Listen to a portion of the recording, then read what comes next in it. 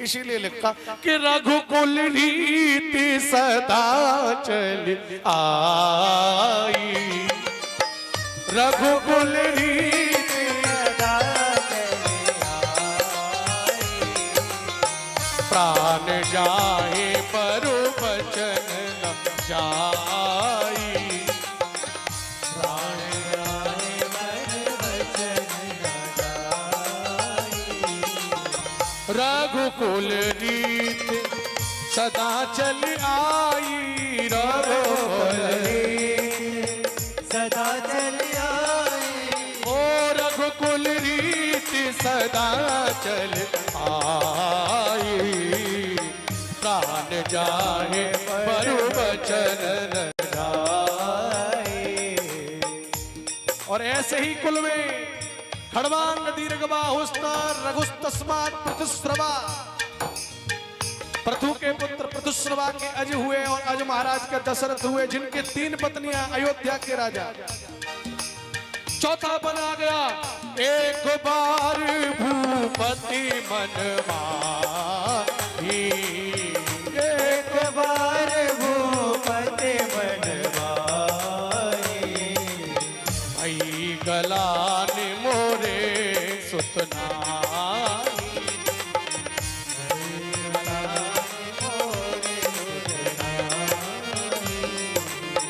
गुरु ग्रह तुरत गयऊ महिपाला, गुरु ग्रह तुरत गयऊ महिपाला, चरण लाग कर विनय विशाला, चरण लाग कर विनय विशाला, हो निज सुख दुख सब गुरु हे सुनाए, कहे वशिष्ठ बहु विधि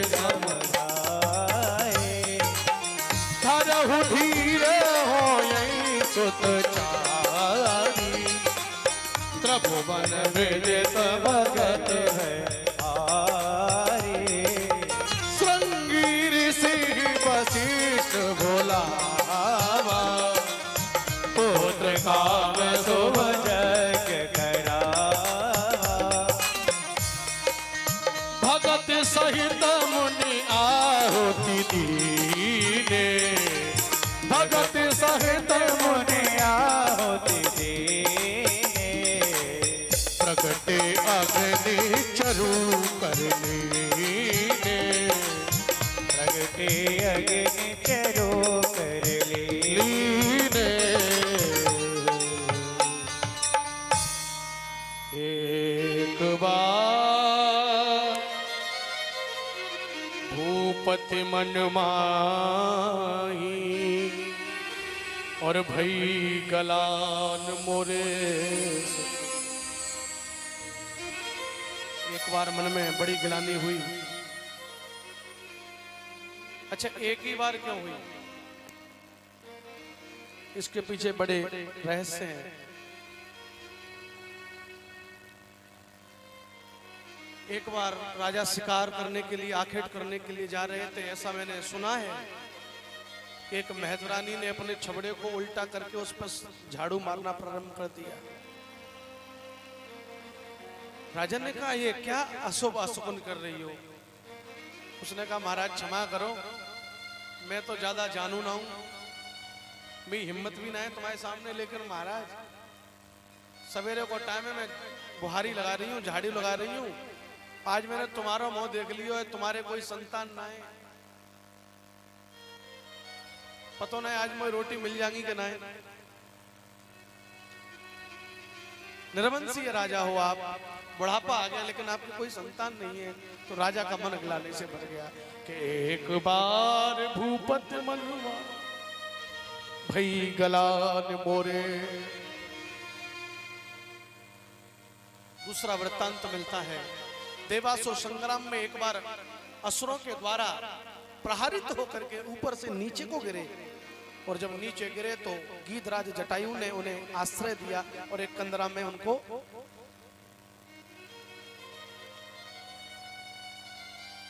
महाराज दशरथ ने निवेदन किया, जब मूर्छा चली गई, आपने मेरे प्राणों की रक्षा करी है, प्राण दान से बड़े कोई दान हो नहीं सकता, मैं राजा हूं चक्रवर्ती, मांग लो मेरे से क्या चाहिए। गीधराज जटायु ने कहा महाराज मैं चाहता हूं कि आप अपने बड़े पुत्र को मुझे दे दो। मेरी एक ही इच्छा है कि आपका बड़ा पुत्र मेरा पुत्र हो, मुझे अपने बड़े पुत्र को गोद दे दो, मैं गोद लेना चाहता हूं आपके बेटा को। राजा दशरथ ने कहा मेरा बेटा, मेरा तो कोई बेटा है ही नहीं, क्या मांग लिया तुमने? भई गलान मोरे। जटायु ने बेटा क्यों मांगा पता है आपको? कथाओं में से कथाएं निकलती हैं। जटायु भी पूर्व जन्म में एक संत ही थे, भूलवश उनसे व्रत के दिन मांस आहार हो गया, श्राप दे दिया, मांस खाने वाली योनि में चले जाओ, गीध बन जाओ। क्षमा मांगी, प्रभु गुरुजी ने कहा ठीक है गीध तो बनोगे, लेकिन गीध बन करके भी तुमने मेरी स्तुति करी है ना, गीध होते हुए भी, आमिष भोगी होते हुए भी भगवान का पिता तुम्हें बनने का सौभाग्य मिल जाएगा। लेकिन एक दिन महाराज दशरथ जब गिर रहे होंगे तब उनको तुम बचा लेना। इसीलिए दशरथ के पुत्र तो बने राम, लेकिन पिता को मुखाग्नि देने के लिए राम नहीं थे। और गीधराज जटायु जो आमिष भोगी था, पंछी था, सीता की सहायता में उसने अपने प्राणों का बलिदान कर दिया था। तो भगवान स्वयं अपनी गोद में उसको बिठा करके उसकी अंतिम क्रिया को निज कर कीनी राम लिखा हुआ है रामायण में, अपने हाथों से उसको मुखाग्नि देते हैं जैसे पिता को दी जाती है। तो ये सौभाग्य दशरथ को नहीं था, जटायु को था। प्रेम से बोलो जय श्री कृष्ण। लेकिन जटायु ने कह दिया कोई नहीं महाराज, मन छोटा मत करो, क्योंकि जटायु जानते थे कि इनके पुत्र होगा, इसलिए जटायु ने कह दिया मुझे वचन दे दो, यदि पुत्र हो जाएगा तो मुझे दान कर दोगे, क्योंकि तुम्हारे एक नहीं पुत्र तो 4 होने वाले, बड़े बेटा को मुझे दे देना। हाँ दशरथ ने कही ये मेरी जुबान रही, ये मेरा वचन रहा, लेकिन मेरे संतान होगी तो ही दे पाऊंगा, क्योंकि फिलहाल स्थिति है कि मोरे सुत नहीं। प्रेम से बोलो जैसे। प्रियजनों प्रमाण मिलता है, एक बार वशिष्ठ जी की पत्नी अरुंधति ने विचार किया कि राजा पे बुढ़ापा आ गया, लेकिन राजा का ध्यान नहीं है संतान के लिए।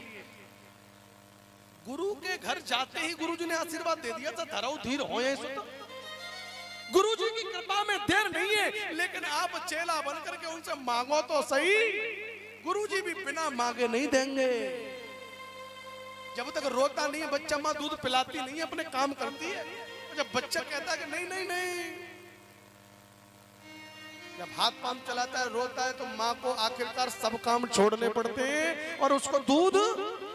तो गुरु भी मां की तरह है, जब तक गुरु के पास नहीं जाओगे तब तक गुरु की कृपा मिलने वाली नहीं है। तो वशिष्ठ जी से कहा अरुंधति ने कि आप अपने चेला की ओर ध्यान नहीं देते। वशिष्ठ जी बोले चेला मेरे पास आए तब तो ध्यान दूं।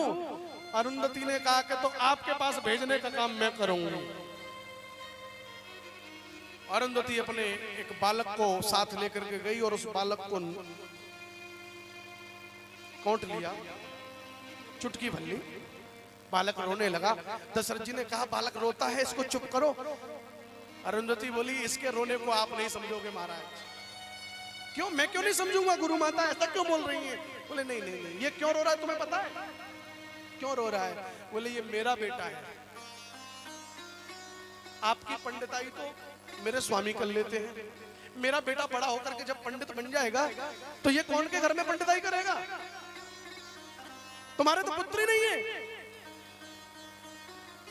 एक बार भूपति मन माई और भैया गलान बोले सुत।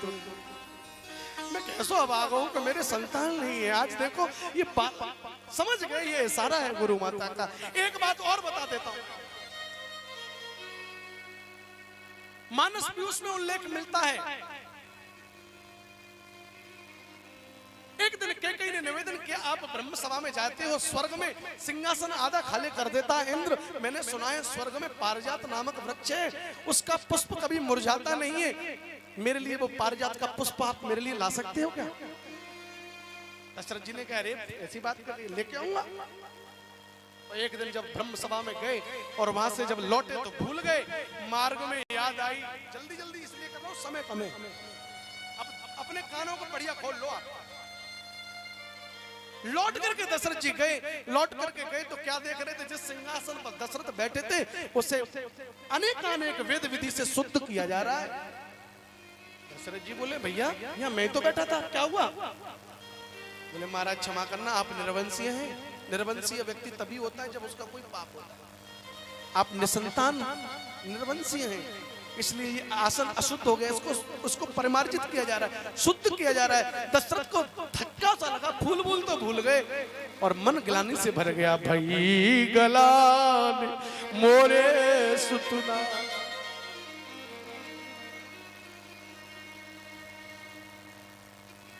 जहां भी एक बार शब्द आया है वो वहां से एक कथा का जन्म हुआ है, रामचरितमानस का उल्लेख है। एक बार भरे मकर नहाए, सब मुनीस आश्रमन सिधाए, भरद्वाज मन परम विवेकी, जाग बलक राके पद टेक। ये वहां से याज्ञवल्क्य भरद्वाज संवाद प्रारंभ हुआ है।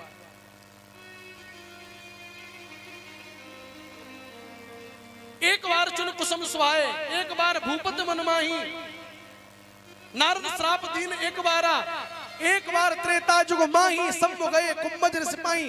इस प्रकार की 21 चौपाई रामचरितमानस में, 28 चौपाई और दोहाओं को मिलाकर के 32 चौपाई। प्रेम से बोलो जय श्री कृष्ण। जहां जहां एक बार शब्द आया है वहां वहां से एक कथा का जन्म हुआ है और यहां से राम कथा का, राम जन्म का आगाज हो रहा है। इसलिए इसमें एक बार शब्द लिखा हुआ है। गिलानी तो उन्हें यदा कदा होती थी, लेकिन एक बार इसलिए लिखा है क्योंकि यहां से एक कथा जन्म ले रही है। एक बार भूपत मन मान और भैया गलान मोरे सुतना। तो आइए गुरुदेव के चरणों में हम लोग प्रेम से चलेंगे, क्योंकि दशरथ जी भी गुरुदेव के चरणों में जा रहे हैं, तो हम लोग भी गुरुदेव के चरणों में, सारे तीर्थ धाम आपके चरणों में। हे गुरुदेव प्रणाम। आइए अपने अपने गुरुदेव का ध्यान करें, जिन्होंने बनाए हैं वो ध्यान करें और जिन्होंने नहीं बनाए हैं तो जय जय जय हनुमान गोसाई और कृपा करहु गुरुदेव की।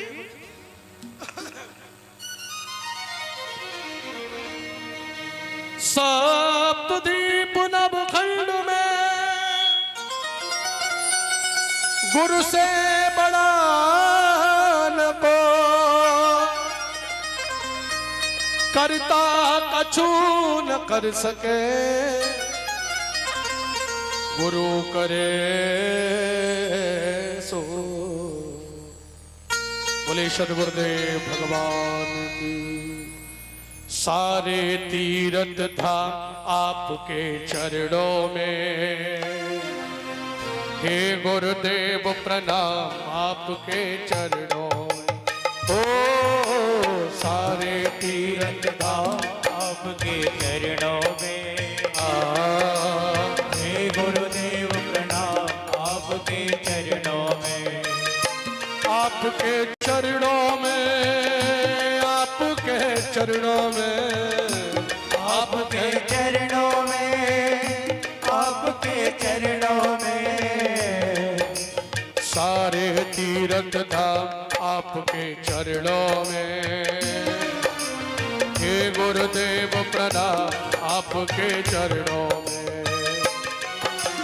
सारे तीर्थ धाम आपके चरणों में। हरि बोल। हे गुरुदेव प्रणाम आपके चरणों में। एक बार दोनों ताली सेवा करते हुए बोले गुरुदेव भगवान की।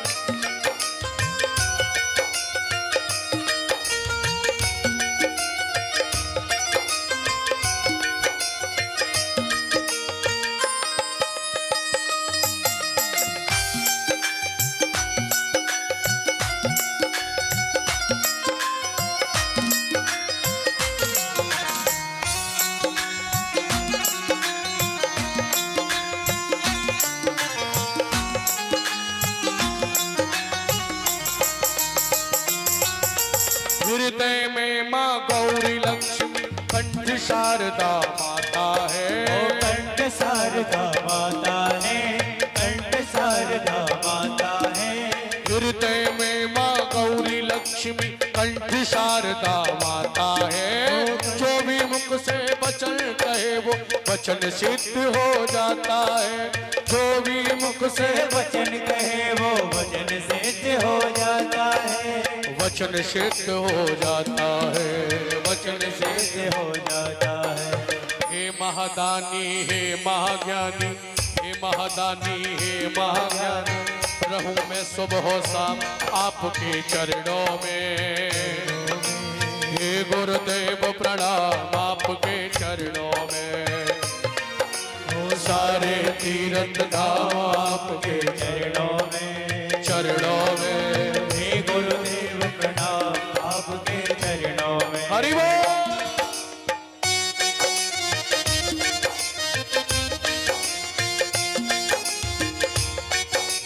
बोलिए सद्गुरुदेव भगवान की।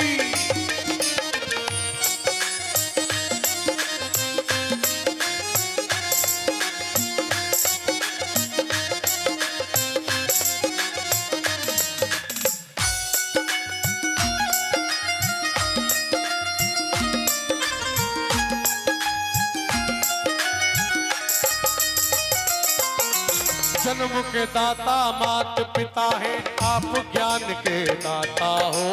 आप ज्ञान के दाता हो, आप ज्ञान के दाता हो।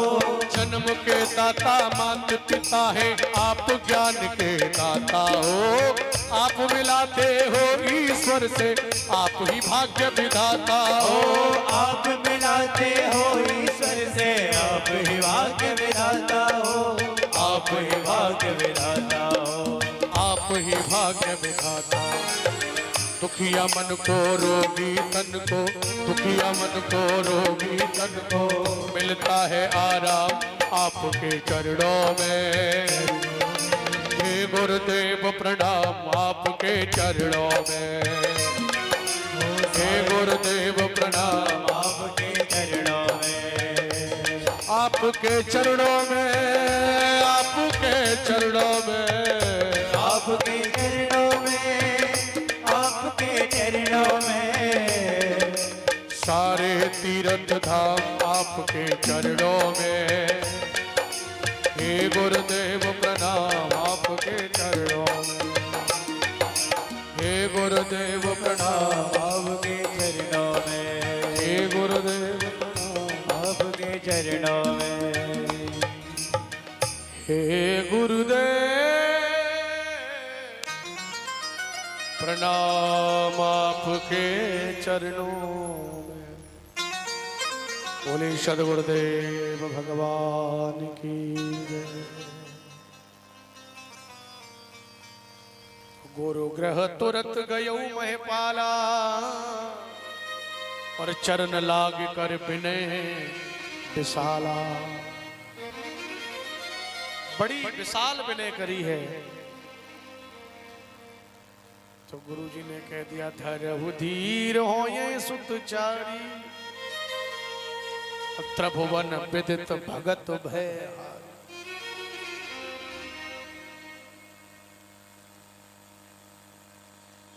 दशरथ जी के मन में आनंद आ गया।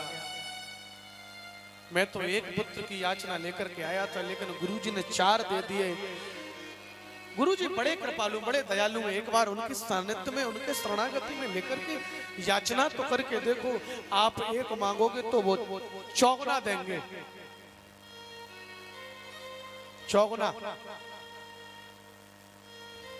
दिन दूनी रात चौगुनी तरक्की होगी आपकी। जैसे महाराज दशरथ को 4 पुत्र, 4 पुरुषार्थ, धर्म अर्थ काम मोक्ष, 4 पुरुषार्थों को गुरुदेव की कृपा से पा लिया दशरथ ने। दशरथ से कहा अब तू मेरे पास आ गया, अब यहां से काम होता है मेरा शुरू, तू जा आराम से। इसलिए दशरथ जी नहीं गए। श्रृंगी ऋषि वशिष्ठ, वशिष्ठ जी ने बुलाया। अब मुझे चिंता नहीं उसकी, उसे चिंता हमारी है।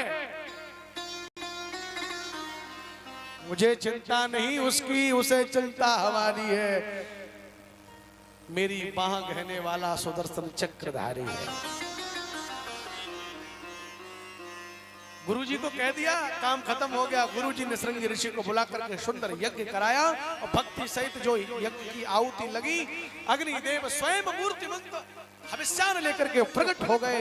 और जैसे ही वशिष्ठ के हाथ में अग्निदेव ने सौंपा है, वशिष्ठ जी ने दशरथ को सौंपा है और मुनि ने कहा, यह हव बांट देव नृप जाई, जथा जोग विधि भाग बनाई। आपको जैसे उचित लगे भाग बना इसे बांट दो। तो महाराज दशरथ की पत्नी कितनी थी? उल्लेख तो ऐसा मिलता है करीब 350 पत्नियां थी। 350 पत्नियां थी, लेकिन पटरानी 3 ही थी। प्रेम से बोलो जय श्री कृष्ण। हाँ, 3 के अलावा भी थी। चक्रवर्ती सम्राट थे ना, बहुविवाह प्रथा थी। सबको लगता कि हमारी पुत्री से बालक हो जाएगा तो अच्छा काम बन जाएगा। कौन नहीं चाहता पैसे वाला दामाद? इस बात का भी उल्लेख है और रामायण भी संकेत कर रही है। आगे आपको सुनने को मिलेगा, जब तीनों रानियां गर्भवती होकर के पुत्रों को जन्म देती हैं, उस समय एक चौपाई आती है, संभ्रम चले आई सब रानी, सुने शिशु रुदन परम प्रियवानी।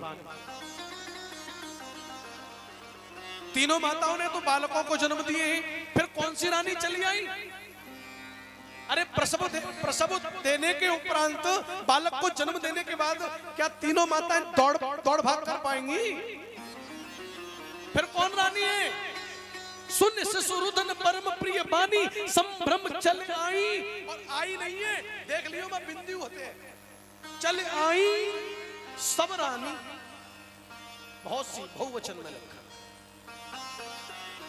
ये 3 तो प्रधान रानी है। महाराज दशरथ वेद हैं, और महाराज दशरथ वेद हैं तो वेद के जैसे 3 कांड होते हैं, 3 भाग होते हैं, वैसे ही दशरथ रूपी वेद की 3 पत्नियां ही 3 भाग हैं। वेद 3 भागों में बटा है, ज्ञान कांड, उपासना कांड और कर्म कांड।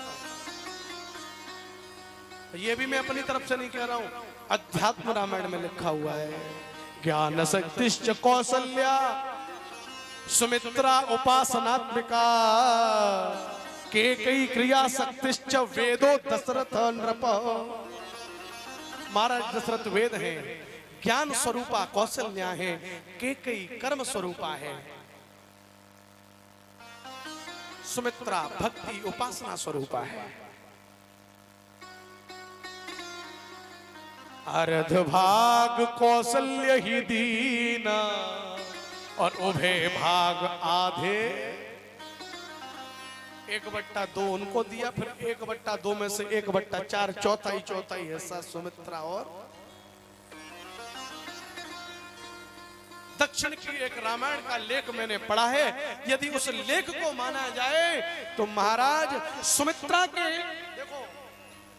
देखो पंक्षी भी आ गया, एक समड़ी नामक पंक्षी आया है, इसी की चर्चा है। देखो ये प्राकृतिक बात है। मुझे तो लगता है हनुमान जी की ही कृपा है।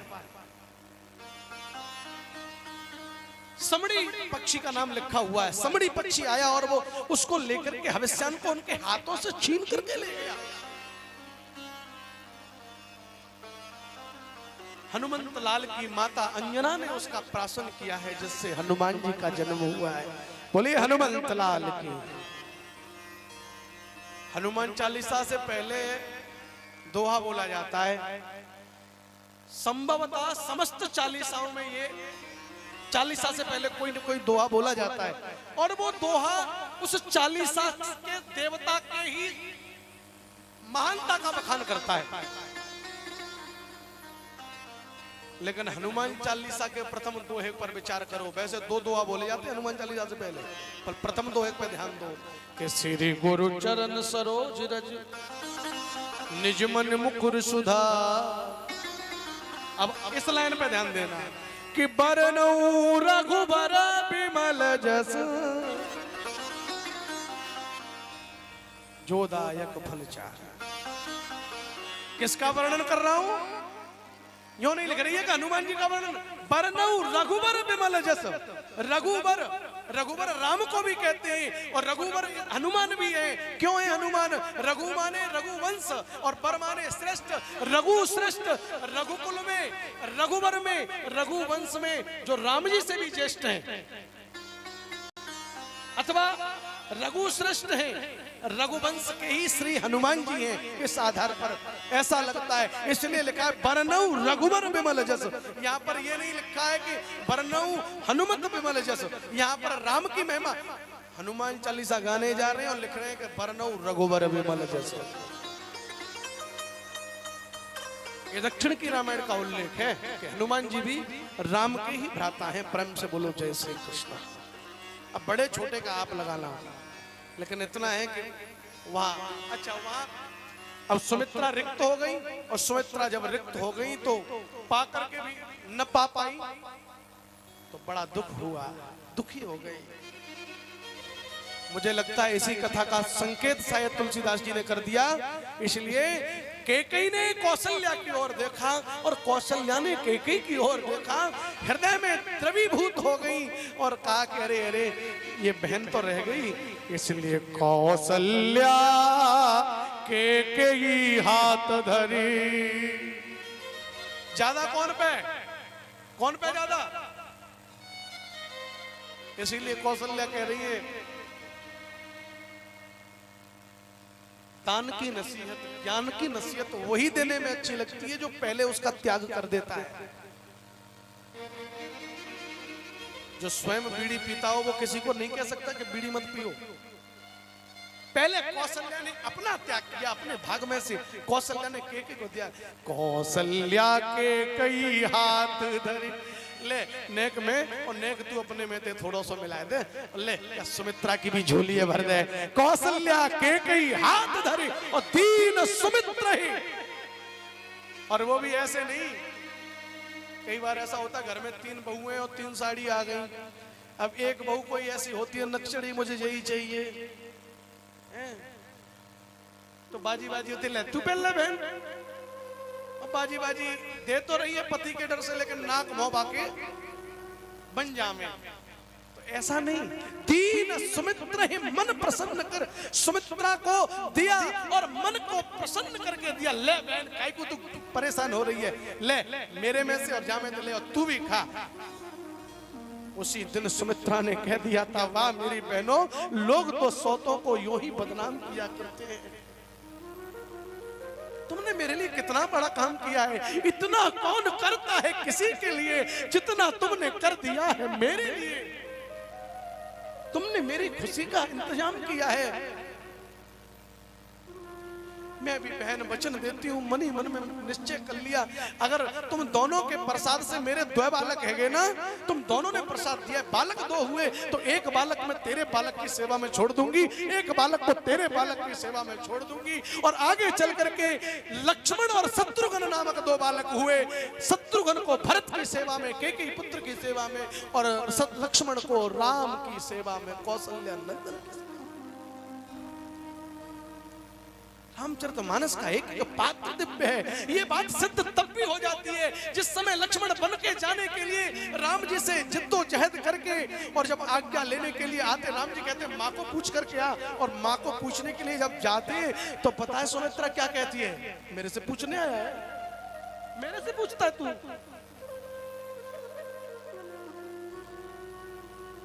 तुम्हारे पिता तो रघुनाथ जी हैं और तुम्हारी माता जानकी है, मेरे को पूछने आया है तू? अरे तू मेरा नहीं है, मैंने तो तुझे जन्मवश दिया है, तेरे पिता रघुनाथ हैं और तेरी माता जानकी है, इसलिए पूछने की जरूरत नहीं है। तुम्हारे भाग राम बन जाही, दूसर हेत तात कछु नहीं। कोई और रीजन नहीं हो सकता, तुम्हारा ही भाग्य फला है, तुम सेवा करने का अवसर तुम्हें प्राप्त हो रहा है, चूकना मत। काम क्रोध मद लोभ आदि के बस में सपने में भी मत होना। सुंदर भाव है, प्रेम से बोलो जय श्री कृष्ण। प्रियजनों, मुझे नहीं लगता कि अब राम कथा और ज्यादा समय तक करनी चाहिए, क्योंकि कृष्ण जी को बुलाना है, समय का ध्यान रखना है। लेकिन हाँ, इतना वचन जरूर दे रहा हूं मैं आपको, अभी तो हम राम जन्मोत्सव मना करके ही राम जी को प्रणाम कर लेंगे, लेकिन यदि भविष्य में आपके क्षेत्र ने मुझे राम कथा का मौका दिया तो अब मुझे अपने आप कहने में कोई हर्ज नहीं है, क्योंकि आप इतने सुधीर श्रोता हैं।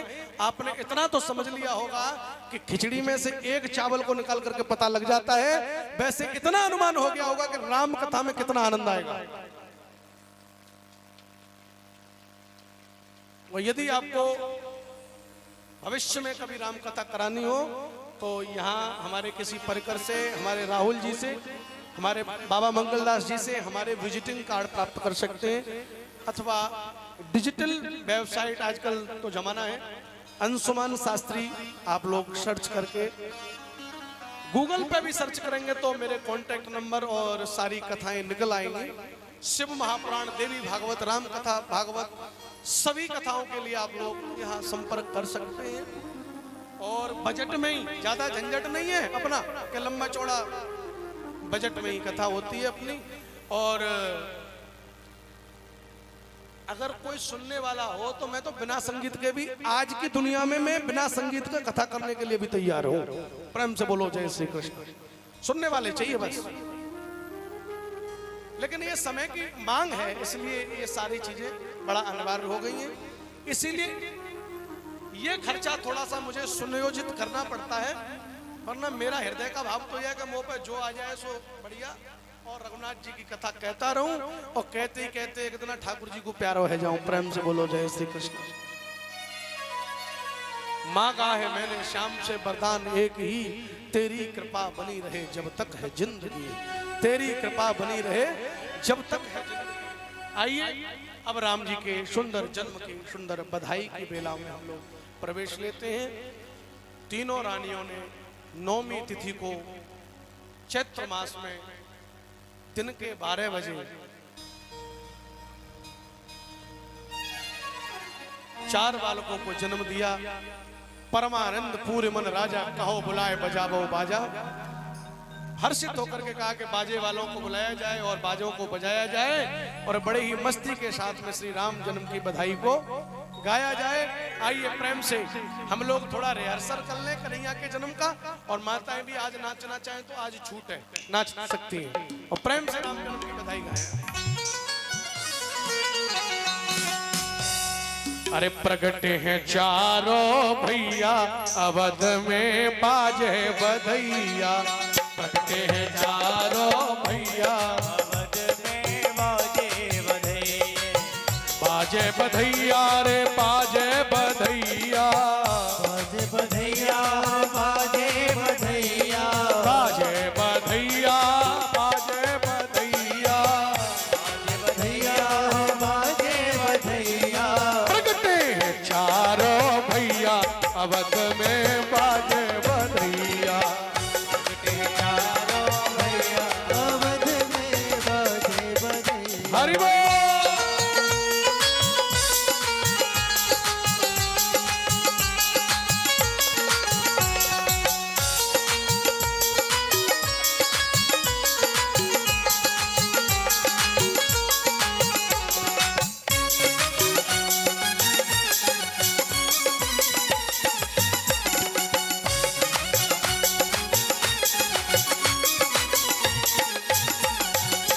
गलियन गलियन धूम मची है, गलियन गलियन धूम मची है, गलियन गलियन धूम मची है, गलियन गलियन धूम मची है। धूम मची है रे धूम मची है, ओ धूम मची है, धूम मची है।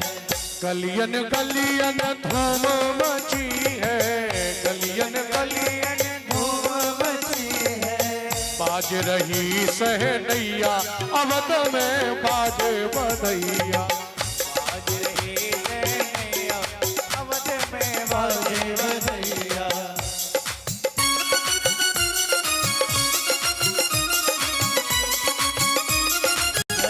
हरि बोल। एक राजा रामचंद्र की। जय हो।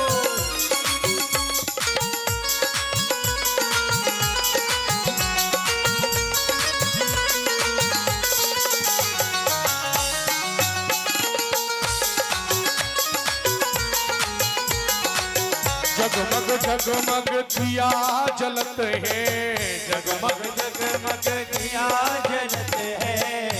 अयोध्या में जैसी दिवाली अब मन रही है वैसी कभी नहीं बनी। इस बार का राम जन्म इसलिए भी खास है क्योंकि राम जी अब टेंट तंबू में नहीं है, भवन में आ गए हैं और बहुत जल्दी सुंदर महल में भी पहुंचेंगे, इसलिए ताली बजाते हुए अरे जगमग जगमग दिया जलत है। जगमग जगमग दिया जलत है। जगमग जगमग दिया जलत है। जगमग जगमग दिया जलत है। अरे जगमग जगमग दिया जलत है। जगमग जगमग दिया जलत है। और झिलमिल झिलमिल झिलमिल होत अटरिया अवध में बाजे बधो। झिलमिल होत अटरिया अवध में बाजे बधैया। बाजे बधैया जी बाजे बधैया। बाजे बधैया और बाजे बधैया। बाजे बधैया जी बाजे बधैया। बाजे बधैया और बाजे बधैया। जन्मे चारों भैया अवध में बाजे बधैया।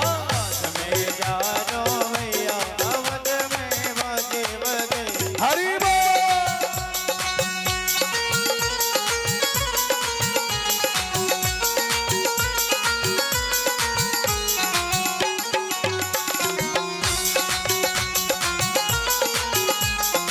जय हो।